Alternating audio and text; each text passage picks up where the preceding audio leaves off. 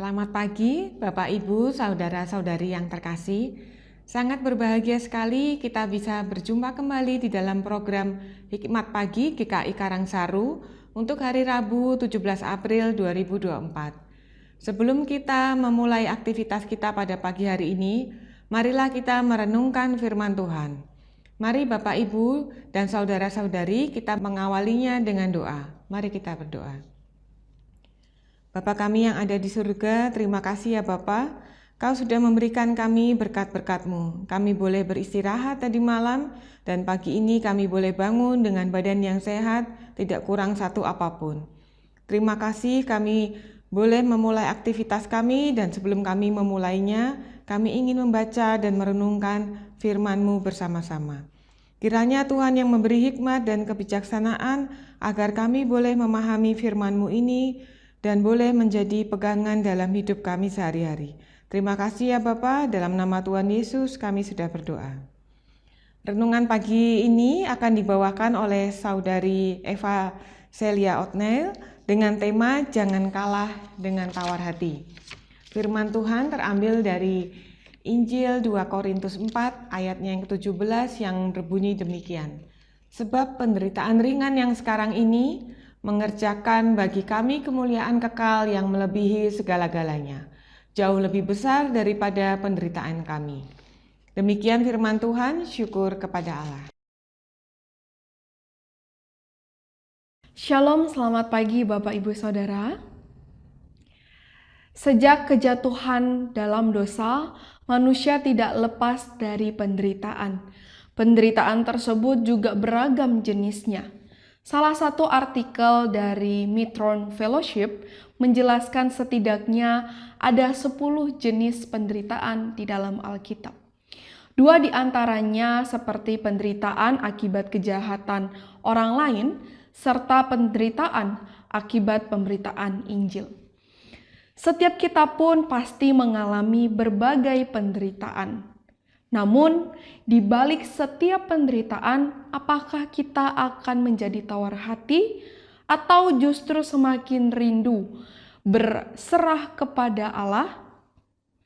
Hari ini kita akan belajar untuk merespons penderitaan dari surat Paulus. Dalam beberapa terjemahan bahasa Inggris, penderitaan ringan yang sekarang ini diterjemahkan sebagai momentary affliction. Artinya, Paulus menganggap bahwa penderitaan yang dialami sebenarnya hanya sesaat waktu saja, tidak kekal.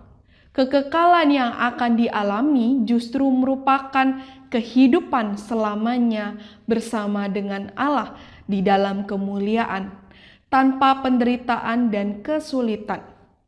Inilah yang membuat Paulus tidak tawar hati. Dalam beberapa terjemahan bahasa Inggris, tawar hati diterjemahkan sebagai lost heart. Di sini kita mengetahui bahwa Paulus memang menghadapi penderitaan, tetapi ia memilih untuk tidak menyerah dan tidak menjadi tawar hati.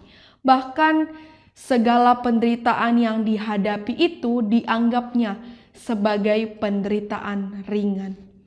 Mengapa Paulus mengatakan bahwa penderitaannya ringan? Karena ia sadar bahwa Kristus telah menderita jauh lebih berat dibandingkan dirinya. Terlebih lagi, Kristus rela menderita demi keselamatan manusia. Kristus yang telah menderita itu juga menjamin bahwa akan ada keindahan, kemuliaan kekal yang jauh melebihi penderitaan saat ini. Saudara, seperti halnya Paulus, kita juga telah menerima keselamatan dan jaminan hidup kekal karena Kristus telah rela menderita dan mati bagi kita. Kristus telah menderita supaya kita tidak merasa sendirian menjalani penderitaan hidup ini. Jika demikian, bukankah seharusnya kita tidak dikalahkan oleh tawar hati di dalam hidup ini?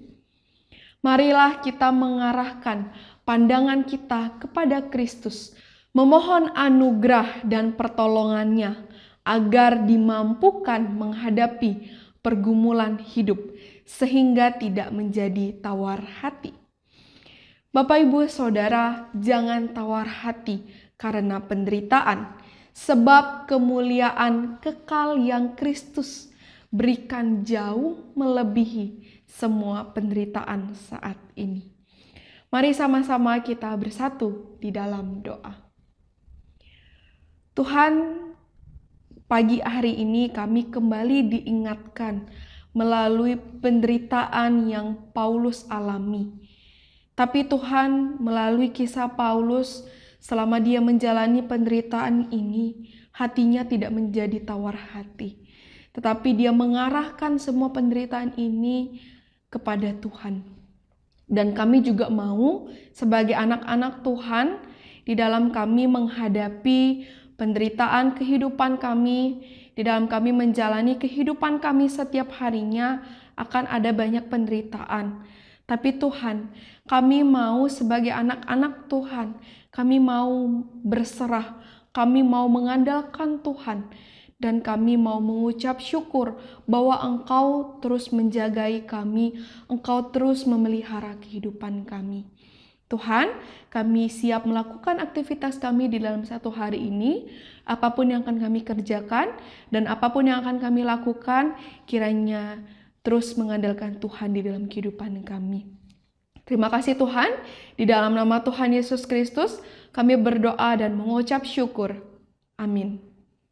Bapak, Ibu, Saudara, selamat melanjutkan aktivitas di dalam satu hari ini. Kiranya Bapak, Ibu, Saudara bisa terus menjadi berkat bagi orang-orang di sekitar. Tuhan Yesus memberkati.